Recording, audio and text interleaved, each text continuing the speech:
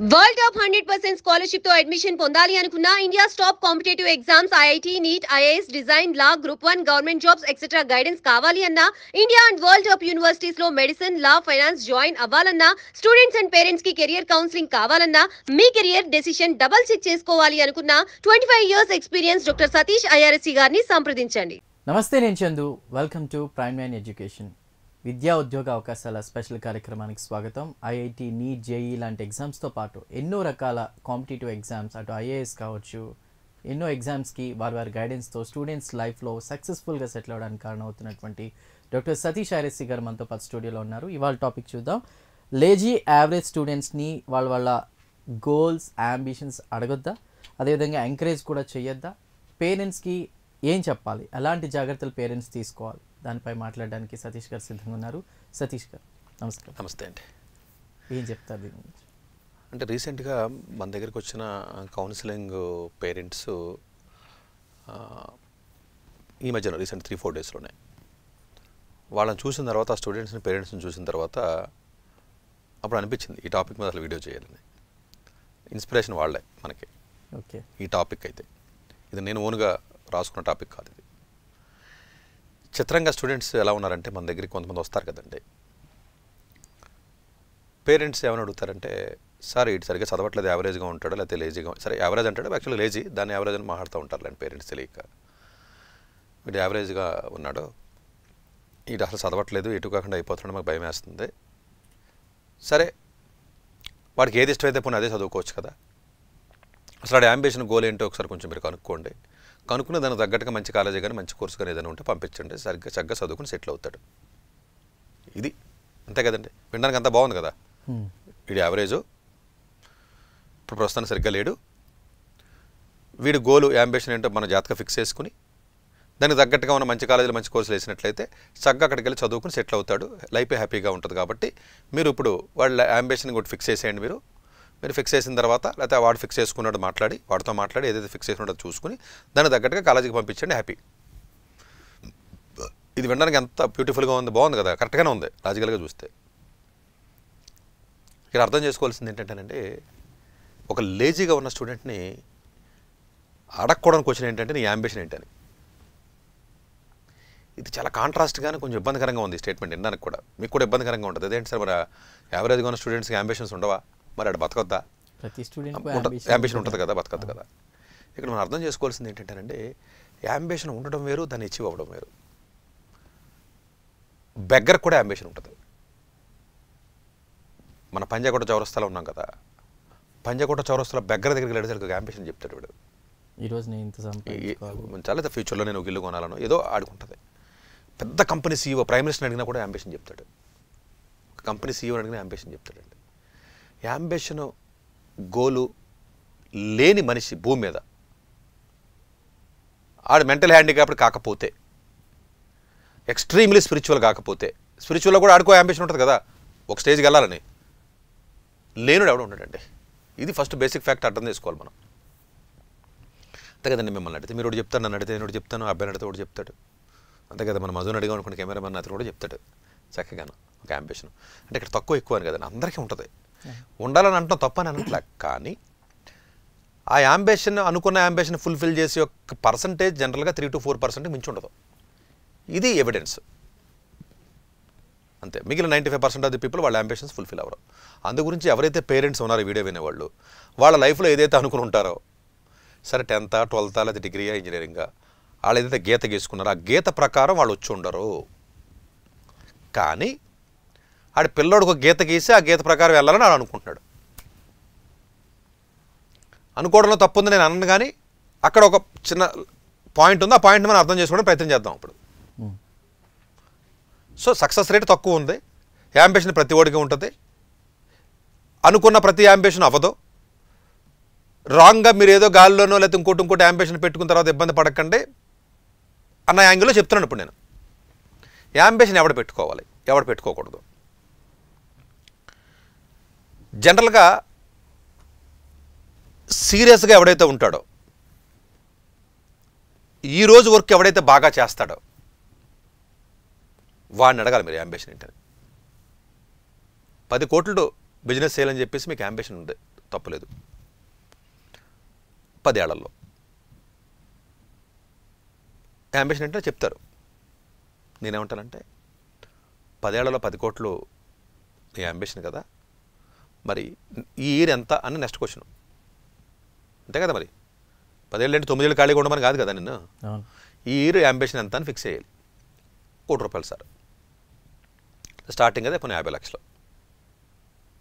Okay, ఈ month ఎంత next question. Next క్వశ్చనే కదా మరి.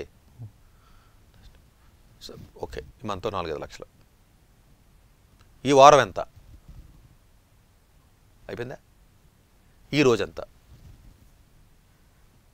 అంటే 50 లక్షలు నువ్వు సాధించాలంటే, సంవత్సరానికి 50 లక్షలు సంపాదించాలంటే ఎంతో కొంత నెలకు సంపాదించాలి కదా. 11 నెలలు ఖాళీగా ఉండి 12 నెలలు రావు కదా, ఎవరికీ రావు కదా. సినిమాలోనే వస్తాయి, రియల్గా రావు కదా. నెలలో మళ్ళీ 30 రోజు వస్తుందా? కాదు కదా.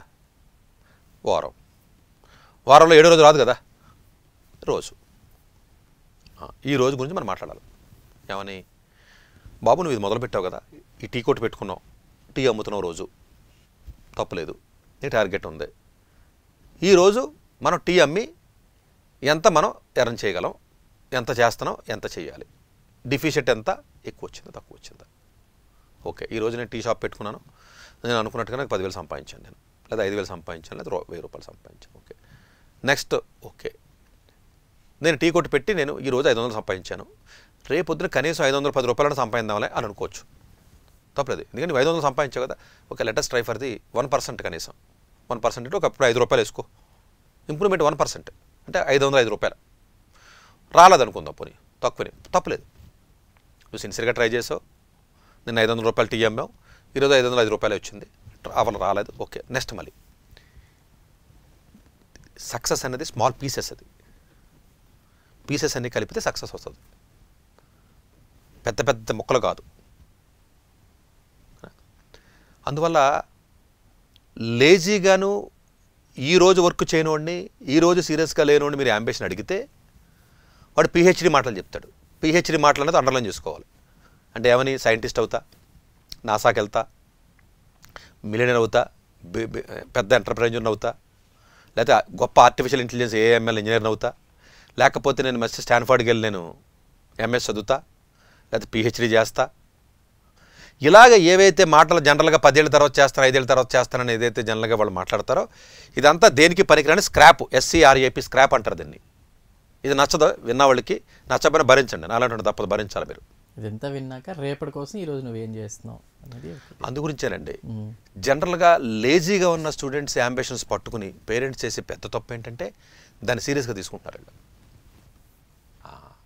ఇక్కడ పాయింట్ కొసమెరుపు ఏంటంటే, వాడు చెప్పడంలో తప్పులేదు, వాడు లేజీ కదా, ఆబ్వియస్గానే ఏదో చెప్తూ ఉంటాడు. అలాగా ఇప్పుడు ఈరోజు నొప్పి వచ్చింది, ఫిజిక్స్ అర్థం కాలేదు, నేను కెమిస్ట్రీలో ఎక్స్పర్ట్ అవుతా అంటాడు. మ్యాథ్స్ కొంచెం 4 రెక్కలు బాగా వచ్చినానుకో, మ్యాథ్స్లో CMIకి వెళ్తానంటాడు, అంతే కదా. లేదా కొంచెం బాగా వస్తే నేను మ్యాథ్స్ ఇంటర్నేషనల్ ఒలింపియాడ్ కొడతానంటాడు. మాట్లాడడం ఈజీయే కదా, మాట్లాడు. వాడు చెప్పడం తప్పులేదు, మరి ఎంకరేజ్ చేయొద్దని మీరు అనొచ్చు. నేను ఎప్పుడు ఎంకరేజ్ చేస్తాను? లాస్ట్ వీక్ ఏం చేసావు, 10 రోజుల క్రితం ఏం చేసావు, 15 రోజుల క్రితం ఏం చేసావు, నెల క్రితం ఏం చేసావు, నెక్స్ట్ 1 వీక్ ఏం చేయబోతున్నావు, అంతే. అక్కడ దాకా మాట్లాడుకోవాలి మనం. Then you have a long term vision.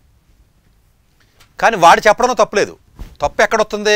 Parents దాన్ని సీరియస్గా తీసేసుకుంటున్నాడు. నా దగ్గర కూర్చొని వాళ్ళు సీరియస్గా తీసేసుకున్నాడు పేరెంట్. నేను షాక్ అయ్యా.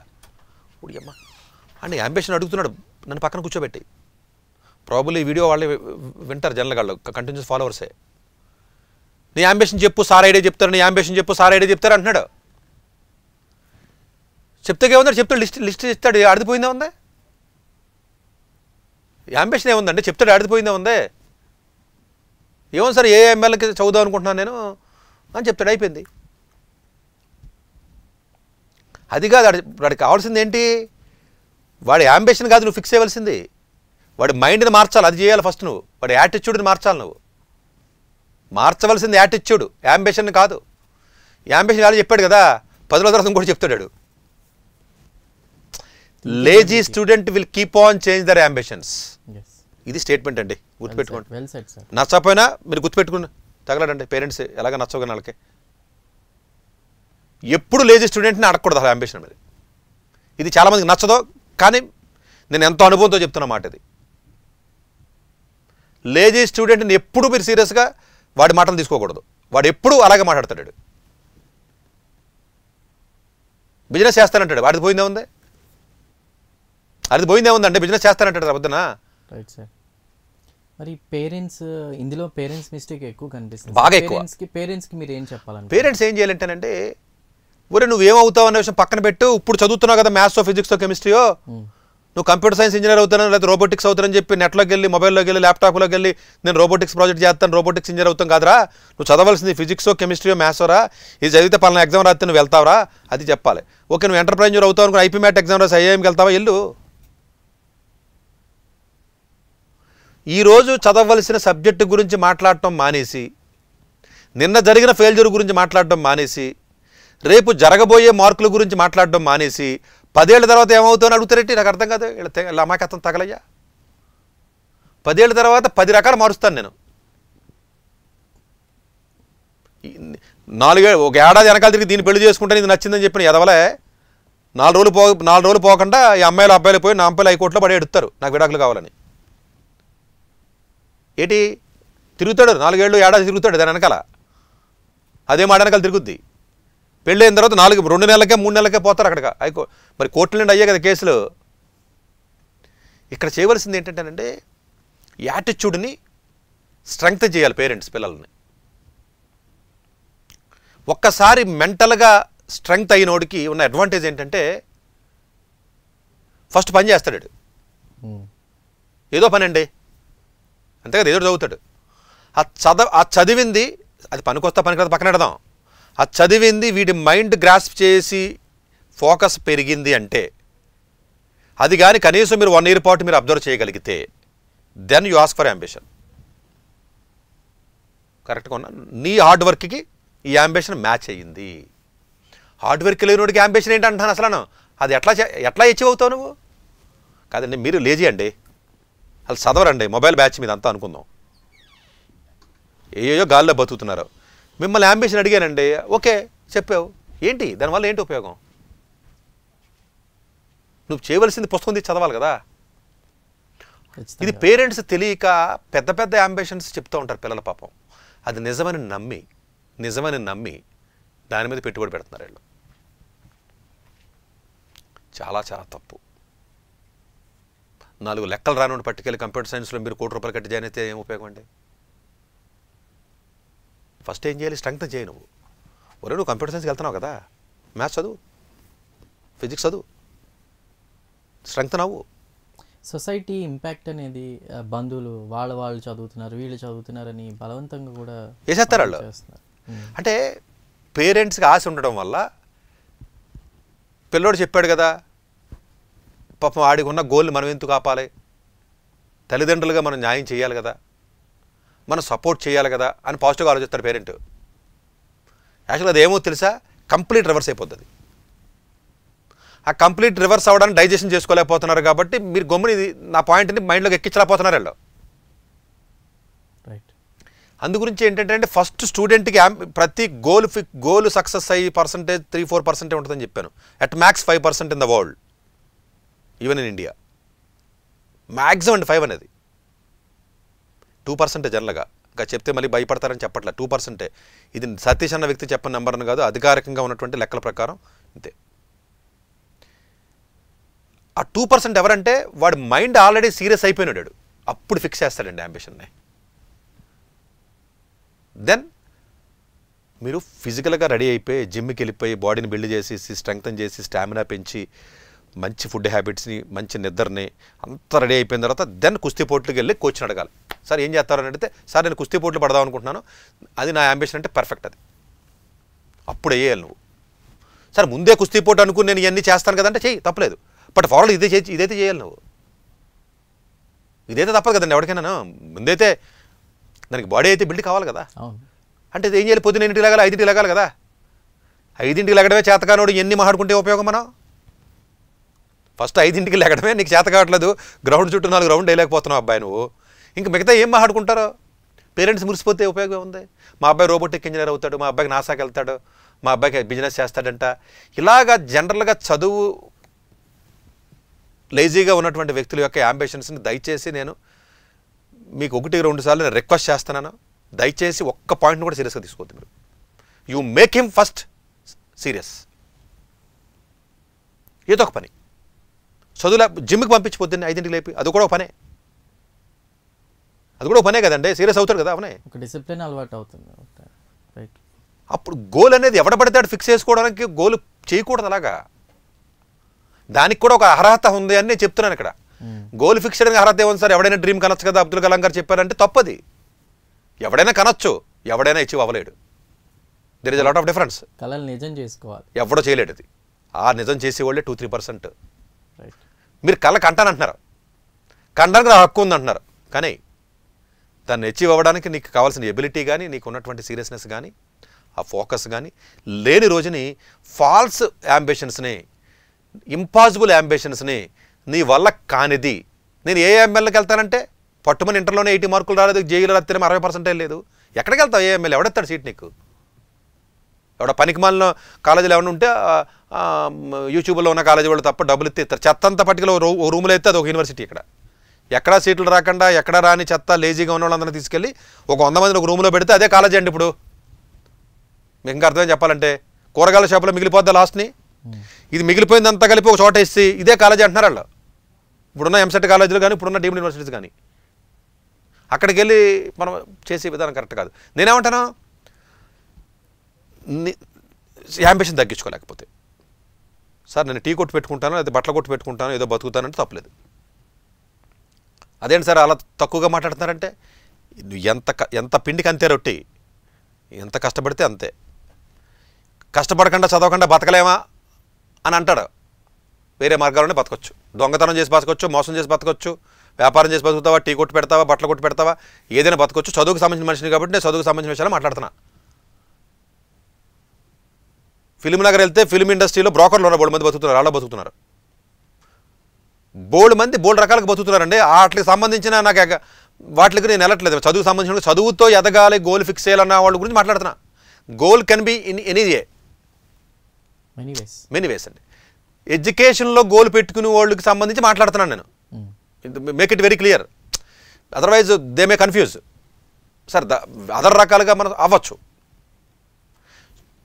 చదివేసి నేను రోబోటిక్ ఇంజనీర్ అవుతాను, నేను నాసాకి వెళ్తాను, నేను సైంటిస్ట్ అవుతాను, నేను సిఎంఐకి వెళ్తాను, ఐఎస్ఐకి వెళ్తాను, ఐఐఎస్సి బెంగళూరుకి వెళ్తాను, లేదా నల్సార్ బెంగళూరుకి వెళ్తాను, యూసీటీ ఎగ్జామ్ రాస్తాను, క్యాట్ ఎగ్జామ్ రాస్తాను, సివిల్ సర్వీస్ రాస్తాను, గ్రూప్ 1 ఎగ్జామ్ రాస్తాను.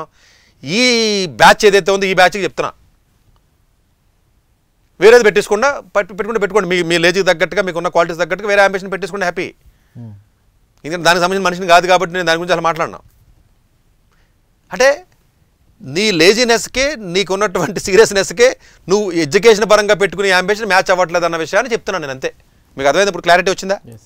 అదర్వైజ్ మళ్ళీ కన్ఫ్యూజన్ వచ్చే అవకాశం ఉంటుంది. అదేంటి సార్ యాంబిషన్ వద్దంటున్నారు సార్, రకరకాలుగా మనం అవ్వచ్చు, వేరే రకంగా ఇది అవ్వచ్చు. బట్ ఇలా ఫాల్స్గా పిల్లలు చెప్తే తల్లిదండ్రులు మురిసిపోతున్నారు. మురిసిపోవడం ఆపి వాడు గోల్కి మీరు సపోర్ట్ చేయొద్దు. మీరు చేయవలసింది ఏంటి, నోరు మూసుకుని ముందు చదువుతున్నా కదా, ఇది చదువురా ఫస్ట్ అని చెప్పాలి. First you make him more serious towards the studies. Maths ఎలా నేర్చుకోవాలి, ఫిజిక్స్ ఎలా నేర్చుకోవాలి, ఇంగ్లీష్ ఎలా నేర్చుకోవాలి, సైన్స్ ఎలా నేర్చుకోవాలి, ఇది కదా. 10 ఏళ్ళ తర్వాత సైంటిస్ట్ అవడం ఏంటి? ఎవడెత్తాడు సీట్కి? ఎక్కడ అవుతుంది సైంటిస్ట్? నాకు అర్థం కాదు. సైంటిస్ట్ అయిపోవడం అంటే అలా అయిపోం కదండి. ఇప్పుడు అంతే కదా. ఇప్పుడు అర్జెంట్గా మీరు వచ్చేసి నేను గ్రూప్ 1 రాసి అయిపోతానంటే కాదు కదా. ఇప్పటికే ఆల్మోస్ట్ నిన్న కాక మొన్న వచ్చిన సివిల్ సర్వీస్ రిజల్ట్లో కూడా ఒక్క పని నేను వద్దు అని చెప్పిన అందరూ ఓన్గా చదివి వచ్చిన వాళ్ళు ఎవడో క్వశ్చన్స్ అంటే నుంచి రాలి, ఒక్కడ కూడా రాని చెప్తున్నాను. ఇప్పుడు అది జరిగింది. మళ్ళీ ఎవరైనా చెప్పింది జరుగుద్ది. కాకపోతే 2 ఏళ్ళు పడుతుంది అంతే. కొంచెం అంత మెచ్యూరిటీ ఉండదు కాబట్టి జనరల్గా పేరెంట్స్ కొంచెం లేట్ అవుతుంది అర్థం అవడానికి, అంతే. అందువల్ల ఏంటంటే లేజీగా ఉన్న స్టూడెంట్స్ యొక్క మాటలను ఎప్పుడైతే మీరు పేరెంట్స్ సీరియస్గా తీసుకున్నారో డిజాస్టర్స్ జరుగుతున్నాయి. ఇది నేను చాలా అనుభవంతో బాధ్యతతో చెప్తున్న మాట. ఇది వాటిని ఎప్పుడు సీరియస్గా తీసుకోవద్దండి. సిన్సియర్ డిసిప్లైన్డ్గా ఉన్న వాడి యొక్క వాడి ఒక్క యాంబిషన్ని రెస్పెక్ట్ ఇవ్వండి. బికాజ్ వాడికి పాపం వాడికి ఆ ఫోకస్ ఉంది, వాడు కష్టపడతాడు, వాడికి సపోర్ట్ చేయండి. మీరు నమ్ముతారా, ట్యూషన్ పెట్టిస్తారా, ఆస్తులు అమ్మేనే చేయండి. Right sir. ఇక్కడ ఒక క్వశ్చన్, డబ్బులు ఉన్న పేరెంట్స్ ఉంటారు, డబ్బులు లేని వాళ్ళు ఉంటారు. కానీ చాలా మందికి ఇది ఇప్పుడు మీరు చెప్తుంటే ఒక క్లారిటీ వస్తుంది, తెలియదు సార్. వాళ్ళకి మీరు ఫైనల్గా ఏం చెప్తారు? అంటే నేనేమంటానంటేనంటే, మీరు పిల్లలు మాట్లాడిన ప్రతి మాటని సీరియస్గా తీసుకోవద్దు. అలాంటి వాటి మీద డబ్బు ఎక్కువ ఇన్వెస్ట్మెంట్ పెట్టద్దు. ఏ క్లాస్ అయితే పిల్లవాడు చదువుతున్నాడో, ఇప్పుడు ఇంజనీరింగ్ ఫస్ట్ ఇయర్ చదువుతున్నాడు, నేను ఆక్స్ఫర్డ్కి వెళ్తాను, స్టాన్ఫర్డ్కి వెళ్తానంటే అవన్నీ నమ్మకూడదు మీరు. ఇంజనీరింగ్ ఫస్ట్ ఇయర్లో 10 out of 10కి ఎంత జీపీఏ వచ్చింది అంతే. ఫస్ట్ క్వశ్చన్ అంటే ఫస్ట్ ఇయర్లో దాని వరకు మాట్లాడి దయచేసి ఆపేయండి. ఇంకా ఆ 10కి 10 వచ్చింది అనుకో, 9.5, దెన్ కొంచెం పెద్దగా థింక్ చేద్దాం. అప్పుడు రీసెర్చ్ ఎలా చేయాలి, ఇంటర్న్షిప్ ఎలా చేయాలి, ఇలా స్టెప్ కింద ఎప్పుడైతే మనం సక్సెస్ని పీసెస్ కింద సెలబ్రేట్ చేసుకోవాలి. సడన్గా రాదండి, అదే లాటరీ కాదు అది. రైట్. అందువల్ల పేరెంట్స్ ఎనాలిసిస్ పిల్లల మీద, అంటే ఆ లేజీనెస్తో అడి మాటలు కాబట్టి కరెక్ట్గా అనాలిసిస్ చేసుకుని డిసిషన్ తీసుకునేటప్పుడు రాంగ్ డిసిషన్ తీసుకోవద్దు. 1-2 సార్లు ఆలోచించుకోండి డిసిషన్ తీసుకునే ముందు. వాడి మాటలు ముద్దుగా ఉన్నాయి కదా అని చెప్పేసి ఆ ముద్దు మాటలు మీరు ఎంకరేజ్ చేయడం చేస్తే చాలా డిజాస్టర్ జరిగి చాలామంది విజయవాడ, హైదరాబాద్ లాంటి చోట్ల సివిల్ సర్వీస్ అవుతాను, అది అవుతాను, ఇది అవుతాను అని చెప్పిన పిల్లల మాటలు వినేసి వాళ్ళ యొక్క గట్టిగా పట్టుమని 4 సార్లు ఎగ్జామ్ కొట్టలేడు వాడు. ఒక చిన్న ఎగ్జామ్ కొట్టలేడు అండ్ సివిల్ సర్వీస్కి అని చెప్పి ఈ బెంజ్ సర్కిల్లో ఉన్న coaching centres, civil service coaching సెంటర్లని, లేకపోతే ఐపీఎస్లని, లేకపోతే ఇంకోటి రకరకాలు వేసి వాళ్ళ జీవితాలను దేనికి పనికిరాకుండా నాశనం చేసి రోడ్డు మీద వదిలేస్తున్నారు. అది పేరెంట్స్ చేసి భయంకరమైనటువంటి తప్పు కింద దీన్ని పరిగణించాలి తప్ప చిన్నపిల్లవాడు మాటలనే అలాగే మాట్లాడతాడు. Right sir. ఇది పేరెంట్స్ కొంచెం జాగ్రత్తలు తీసుకున్నట్లయితే ఈ యొక్క అనర్థాలు జరగకుండా మీరు చక్కగా మంచి మార్గంలో వెళ్ళే అవకాశం ఉంది. కాబట్టి 1-2 సార్లు పిల్లవాడు చెప్పిన యాంబిషన్ని రీథింక్ చేయాలని చెప్పేసి నా ప్రార్థన. రైట్. థ్యాంక్ యూ సతీష్ గారు, చాలా వాల్యుబుల్ ఇన్ఫర్మేషన్. సో పేరెంట్స్ చూసారు కదా, నీకేం తెలియదమ్మా ఊరుకో ఈ చదువుల గురించి, నాన్న మీకేం తెలియదని మాట్లాడుతూ ఉంటారు. పిల్లలు ఆ చదువు దగ్గర ఎన్ని గంటలు కూర్చుంటున్నారు, చదవగలుగుతున్నారు లేదా, వాళ్ళకు వచ్చే మార్కులను బట్టి కూడా చూసుకుని వాళ్ళకి ఏ ఇంట్రెస్ట్ ఉందో తెలుసుకుని ముందుకు వెళ్ళాలి తప్ప వాళ్ళ అంబిషన్స్ని, గర్ల్స్ని, ముఖ్యంగా లేజీ యావరేజ్ స్టూడెంట్స్ గురించి సార్ చెప్పారు. అవన్నీ కూడా పేరెంట్స్, ఎస్పెషల్లీ స్టూడెంట్స్ కూడా దృష్టిలో పెట్టాలని కోరుకుంటున్నాను. ఇది వాళ్ళ education life. Keep watching prime 9 news. Doctor ఏ సతీష్ గారు ఏపీ, తెలంగాణ విద్యార్థులకు సుపరిచితమైన పేరు. సతీష్ గారు 2001 యూపీఎస్సీ పరీక్షల్లో ఉత్తీర్ణులై ఇండియన్ రైల్వే విభాగంలో ఉద్యోగం సాధించారు. సతీష్ గారు చదివిన చదువులు engineering, MTech, MBA, executive MBA, MSc, MBA HR, MA psychology లాంటి పోస్ట్ గ్రాడ్యుయేషన్ డిగ్రీలతో పాటు డాక్టరేట్ కూడా చదవడం జరిగింది. డాక్టర్ సతీష్ గారు నిరంతర విద్యార్థి. అలాగే సతీష్ గారు పలు ప్రతిష్టాత్మక కాంపిటేటివ్ పరీక్షల్లో యూపీఎస్సీ నిర్వహించే సివిల్ సర్వీసెస్ పరీక్షల్లో 159వ ర్యాంక్, అలాగే ఇంజనీరింగ్ సర్వీస్లో 24వ ర్యాంక్, గేట్ ఎగ్జామ్లో 4వ ర్యాంక్, క్యాట్ ఎగ్జామ్లో 99.8%, జీమాట్ ఎగ్జామ్లో 760 స్కోర్, ఇలా పలు కాంపిటేటివ్ ఎగ్జామ్స్లో మొదటి ప్రయత్నంలోనే ఎన్నో ర్యాంకులు సాధించారు. ఇన్ని క్వాలిఫికేషన్స్, డిఫరెంట్ కాంపిటేటివ్ పరీక్షల్లో ర్యాంకులు సాధించిన వ్యక్తులు మన ఇండియాలో చాలా అరుదని చెప్పాలి. ఇలాంటి అకాడమిక్ల పరంగా, కాంపిటేటివ్ల పరంగా ఇన్ని ర్యాంకులు సాధించడంతో పాటుగా గవర్నమెంట్ ఉద్యోగం చేస్తూ పలు అవార్డులు తీసుకున్నారు. సతీష్ గారికి జనరల్ మేనేజర్ అవార్డు జోనల్ లెవెల్లో, ఆల్ ఇండియా లెవెల్లో నేషనల్ లైఫ్ టైమ్ అచీవ్మెంట్ గుర్తింపులు దక్కాయి.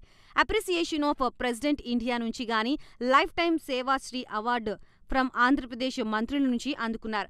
వీటితో పాటు పలు రకాల అవార్డులు అందుకున్నారు. ఎన్నో ప్రతిష్టాత్మక ఆర్గనైజర్స్ సంస్థలో పర్మనెంట్ మెంబర్గా ఉన్నారు.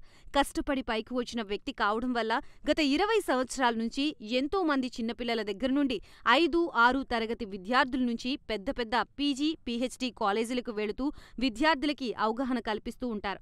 ప్రతి విషయంపైన డాక్టర్ సతీష్ గారు స్పష్టమైన అవగాహన కలిగి ఉన్నారు. డాక్టర్ సతీష్ బలంగా నమ్మే సూత్రం ఏంటంటే అవేర్నెస్ ఈజ్ ఎవ్రీథింగ్. మనిషికి అవేర్నెస్ ఉంటే ఏదైనా సాధించగలరు. ఒక్క మోటివేషన్తోనే కాదు, ఏది చెయ్యాలి, ఏది చేయకూడదు, ఎలాంటి డెసిషన్ తీసుకోవాలనే విషయాలపై, ముఖ్యమైన విషయాలపై అవగాహన కల్పిస్తూ ఉంటారు. అలాగే గవర్నమెంట్, ప్రైవేట్ జాబ్లే కాకుండా ప్రపంచ దేశాల్లోని జాబ్స్పై కూడా అవగాహన కల్పిస్తూ ఉంటారు. ఉద్యోగాలతో పాటు పెద్ద చదువులైన ఐఐటి వంటి వాటిపై సెషన్స్ నిర్వహిస్తూ ఉంటారు. ఇప్పటి వరకు 3 లక్షల సెమినార్లు ఒక్క రూపాయి తీసుకోకుండా ఉచితంగా నిర్వహించారు. ఇందులో భాగంగా మన ప్రైమ్ 9 ద్వారా విద్యార్థులకి మోటివేషన్ ఇవ్వడానికి మీ ముందుకు వస్తున్నారు డాక్టర్ సతీష్ గారు. వరల్డ్ టాప్ 100% స్కాలర్షిప్ తో అడ్మిషన్ పొందాలి అనుకున్నా, India top competitive exams IIT, NEET, IAS, design, law, group 1 government jobs etcetera guidance కావాలి అన్నా, India and world top universities లో మెడిసిన్, లా, ఫైనాన్స్ జాయిన్ అవ్వాలన్నా, స్టూడెంట్స్ అండ్ పేరెంట్స్ కి career counselling కావాలన్నా, మీ కెరియర్ డెసిషన్ డబుల్ చెక్ చేసుకోవాలి అనుకున్నా 25 years experience doctor Satish IRSC గారిని సంప్రదించండి.